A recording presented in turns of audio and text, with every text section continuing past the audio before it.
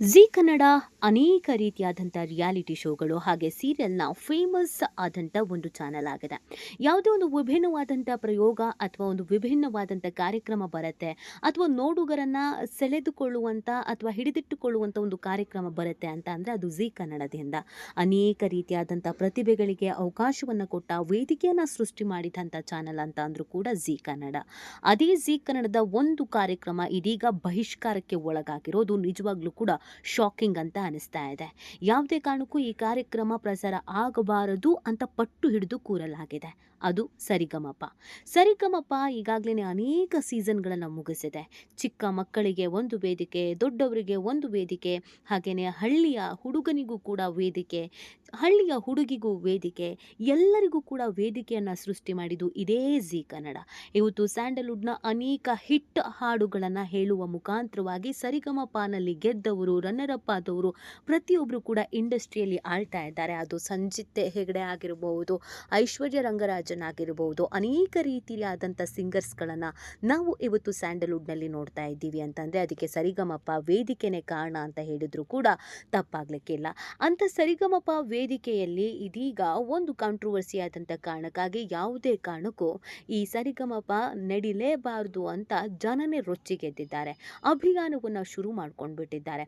ಈ ಹೊಸ ಅಭಿಯಾನವನ್ನು ನೋಡಿ ನಿಜವಾಗ್ಲೂ ಕೂಡ ಎಲ್ಲರೂ ಶಾಕ್ ಆಗಿಬಿಟ್ಟಿದ್ದಾರೆ. ಇದ್ದಕ್ಕಿದ್ದ ಹಾಗೆ ಝೀ ಕನ್ನಡ ವೇದಿಕೆ ಮೇಲೆ ಮುನಿಸಿಕೊಳ್ಳೋದಕ್ಕೆ ಕಾರಣವೇನು, ಅಂಥದ್ದೇನು ಎಡವಟ್ಟು ಮಾಡಿಕೊಂಡ್ರು, ಅಂಥದ್ದೇನು ಮೋಸ ಆಯಿತು, ಇಷ್ಟರ ಮಟ್ಟಿಗೆ ಆ ಒಂದು ಝೀ ಕನ್ನಡದ ಸರಿಗಮಪ ವೇದಿಕೆಯನ್ನು ವಿರೋಧಿಸೋದಕ್ಕೆ ಅಥವಾ ಬಹಿಷ್ಕರಿಸೋದಕ್ಕೆ ಕಾರಣ ಏನು ಅನ್ನೋದನ್ನು ನೋಡ್ತಾ ಹೋಗೋಣ. ಆದರೆ ಅದಕ್ಕಿಂತ ಮುಂಚಿತವಾಗಿ ನಮ್ಮ ಚಾನಲನ್ನು ಸಬ್ಸ್ಕ್ರೈಬ್ ಮಾಡಿಲ್ಲ ಅಂದರೆ ಈಗಲೇ ಸಬ್ಸ್ಕ್ರೈಬ್ ಮಾಡೋದನ್ನು ಮರಿಬೇಡಿ. ಎಸ್, ಝೀ ಕನ್ನಡದ ಸರಿಗಮಪನಲ್ಲಿ ಅನೇಕ ದಿಗ್ಗಜರು ಬಂದು ವೇದಿಕೆಯಲ್ಲಿ ಕಾಣಿಸ್ಕೊಂಡಿದ್ದಾರೆ, ಮಾರ್ಗದರ್ಶನವನ್ನು ನೀಡಿದ್ದಾರೆ. ಅನೇಕ ದಿಗ್ಗಜರು ತಾವು ಕಲಿತಿದ್ದನ್ನು, ಕಲಿಯಬೇಕಾಗಿರೋದನ್ನು ಬೇರೆಯವರಿಗೂ ಕೂಡ ತಿಳಿಸಿದ್ದಾರೆ. ಇದರಲ್ಲಿ ಹಳ್ಳಿಯಿಂದ ಬಂದಂಥ ಮುಗ್ಧರು ಕೂಡ ಹಾಡೋದ್ರ ಮುಖಾಂತರವಾಗಿ ಸಂಗೀತದ ಗಂಧ ಗಾಳಿ ಗೊತ್ತಿಲ್ಲದವರು ವೇದಿಕೆಯನ್ನು ಏರಿ ಇವತ್ತು ಹಾಡಿದವರು ಕೂಡ ಇದ್ದಾರೆ. ಸೊ ವಿಭಿನ್ನವಾದಂಥ ಪ್ರಯೋಗ ಇದಾಗಿತ್ತು. ಒಳ್ಳೆ ಅವಕಾಶಗಳನ್ನು ಕೊಡ್ತಾ ಇದ್ದಾರೆ. ಈ ಥರದ ಕಾರ್ಯಕ್ರಮ ಮನೆ ಮಂದಿ ಎಲ್ಲ ಕೂತು ನೋಡ್ಬೋದು. ಯಾವುದೋ ಒಂದು ಕಾಮಿಡಿ ರಿಯಾಲಿಟಿ ಶೋನೋ ಅಥವಾ ಇನ್ಯಾವುದೋ ಒಂದು ರಿಯಾಲಿಟಿ ಶೋನೋ ಅಂತಂದರೆ ಅದರಿಂದ ಸಮಾಜಕ್ಕೆ ಏನು ಉಪಯೋಗ, ಅದನ್ನು ನೋಡಿ ಏನು ಪ್ರಯೋಜನ? ಬರೀ ಕಾಂಟ್ರವರ್ಸಿ ಇರುತ್ತೆ, ಇಲ್ಲ ಡಬಲ್ ಮೀನಿಂಗ್ ಇರುತ್ತೆ. ಒಂದು ಇಡೀ ಕುಟುಂಬ ಕೂತ್ಕೊಂಡು ನೋಡುವಂಥ ಯಾವುದೇ ರೀತಿಯಾದಂಥ ರಿಯಾಲಿಟಿ ಶೋಗಳು ಇತ್ತೀಚೆಗೆ ಇಲ್ಲ. ಇರೋದ್ರಲ್ಲಿ ಚೆನ್ನಾಗಿರೋದು ಒಂದೊಳ್ಳೆ ಕಾರ್ಯಕ್ರಮ ಅಂತ ಹೇಳಿದ್ರೆ ಅದು ಸರಿಗಮಪ ಅಂತ ಹೇಳ್ತಾ ಇದ್ದವರು ತುಂಬ ಜನ ಇದ್ದರು. ಆದರೆ ಈಗ TRPಯಲ್ಲೂ ಉತ್ತಮವಾಗಿದ್ದಂಥ, ಸಂಸ್ಕಾರದಲ್ಲೂ ಚೆನ್ನಾಗಿದ್ದಂಥ ಈ ಕಾರ್ಯಕ್ರಮಕ್ಕೆ ಇಷ್ಟರ ಮಟ್ಟಿಗೆ ವಿರೋಧ ಯಾಕೆ ಅಂತ ಅಂದರೆ ನಿಮಗೆ ಆಶ್ಚರ್ಯ ಅನಿಸುತ್ತೆ. ಅದಕ್ಕೆ ಕಾರಣ ಹಂಸಲೇಖ. ಹೌದು, ಹಂಸಲೇಖ ಅವರನ್ನು ಮಹಾಗುರುಗಳು ಅಂತ ಈ ವೇದಿಕೆಯಲ್ಲಿ ಕರೆಯಲಾಗತ್ತೆ. ಮಹಾಗುರುಗಳೇ ಅಂತ ಬಾಯಿ ತುಂಬ ಕರೆಯಲಾಗತ್ತೆ. ಅವರ ಮಾರ್ಗದರ್ಶನದಲ್ಲಿ, ಅವರ ನೇತೃತ್ವದಲ್ಲಿಗೆ ಈ ಕಾರ್ಯಕ್ರಮ ಜರುಗುತ್ತೆ. ಅವರಿದ್ರೆ ಒಂದು ಕಾರ್ಯಕ್ರಮಕ್ಕೆ ಶೋಭೆ ಅಂತ ಅನೇಕ ಹಾಡುಗಾರರು, ಅನೇಕ ತೀರ್ಪುಗಾರರು ಹೇಳಿದ್ದು ಕೂಡ ಇದೆ.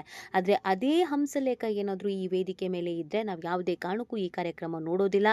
ಈ ವೇದಿಕೆಯಿಂದ ಹಂಸಲೇಖ ಅವರನ್ನು ಕಳಿಸ್ಕೊಡ್ಬೇಕು, ಅವ್ರಿಗೂ ಈ ವೇದಿಕೆಗೂ ಸಂಬಂಧ ಇಲ್ಲ ಅನ್ನೋ ರೀತಿಯಲ್ಲಿ ಇರಬೇಕು. ಒಂದು ವೇಳೆ ಈ ಬಾರಿಯೂ ಕೂಡ ಹಂಸಲೇಖವೇ ಏನಾದರೂ ಈ ಸರಿಗಮಪ ಕಾರ್ಯಕ್ರಮದಲ್ಲಿ ಮಹಾಗುರುಗಳ ಸ್ಥಾನವನ್ನು ಅಥವಾ ತೀರ್ಪುಗಾರರ ಸ್ಥಾನವನ್ನು ಪಡ್ಕೊಂಡಿದ್ದೇ ಆಗಿದ್ದಲ್ಲಿ ನಾವು ಯಾವುದೇ ಕಾರಣಕ್ಕೂ ಈ ಕಾರ್ಯಕ್ರಮವನ್ನು ಯಾವತ್ತಿಗೂ ನೋಡೋದೇ ಇಲ್ಲ, ನಾವು ಬಹಿಷ್ಕರಿಸ್ತೀವಿ ಅನ್ನುವಂಥ ಒಂದು ಅಭಿಯಾನವನ್ನು ಸಾಮಾಜಿಕ ಜಾಲತಾಣದಲ್ಲಿ ಸಿಕ್ಕಾಬಟ್ಟೆ ಮಾಡಲಾಗ್ತಾ ಇದೆ. ಹಾಗಿದ್ರೆ ಹಂಸಲೇಖ ಅವರು ಅಂಥದ್ದು ಏನು ಮಾಡಿದ್ರು, ಯಾಕೆ ಈ ಥರದ ಕಠಿಣ ನಿರ್ಧಾರವನ್ನು ತೆಗೆದುಕೊಳ್ತಾ ಇದ್ದಾರೆ? ಅವರನ್ನು ನಾದ ಬ್ರಹ್ಮ ಅಂತ ಕರೀತಾರೆ, ಸಂಗೀತದ ಮಹಾಗುರುಗಳು ಅಂತ ಕರೀತಾರೆ.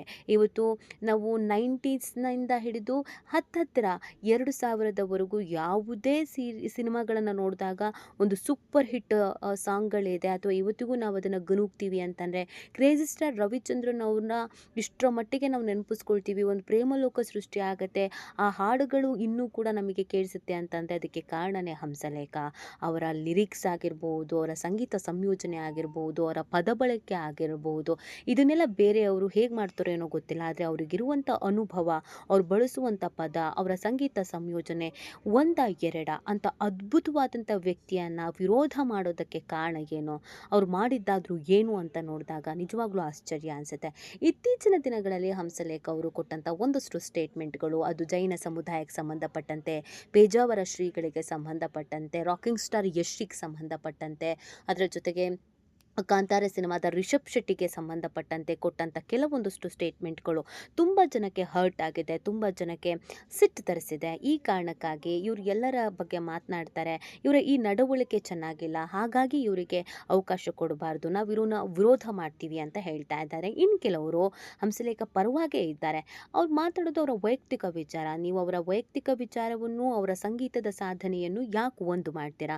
ಅಂತ ಮಹಾಗುರುಗಳು ಇರುವಂಥ ವೇದಿಕೆ ಯಾವಾಗಲೂ ಕೂಡ ಚೆನ್ನಾಗೇ ಇರುತ್ತೆ. ಅವರ ವೈಯಕ್ತಿಕ ವಿಚಾರಧಾರೆಯೇ ಬೇರೆ, ಅವರ ವೃತ್ತಿ ಜೀವನವೇ ಬೇರೆ. ಹೀಗಿರಬೇಕಾದ್ರೆ ನೀವು ಯಾವುದೋ ವಿಚಾರಕ್ಕೆ ಇನ್ಯಾವುದನ್ನು ಕನೆಕ್ಟ್ ಮಾಡಿ ಹಂಸಲೇಖನೇ ಈ ಭೂಮಿ ಮೇಲೆ ಇರಬಾರ್ದು ಅನ್ನೋ ಥರ ಮಾತಾಡೋದು ತಪ್ಪಾಗತ್ತೆ. ಹಂಸಲೇಖ ಅವರು ಬರಬೇಕು ಅನ್ನೋದನ್ನು ಕೆಲವರು ಹೇಳ್ತಾ ಇದ್ದಾರೆ. ಆದರೆ ಒಬ್ಬ ಹಿರಿಯ ಕಲಾವಿದರಿಗೆ ಈ ರೀತಿ ಆಗ್ತಾ ಇರೋದು ನಿಜವಾಗ್ಲೂ ಕೂಡ ಬೇಸರದ ಸಂಗತಿ ಅಂತ ಹೇಳಿದರೆ ತಪ್ಪಾಗಲಿಕ್ಕಿಲ್ಲ.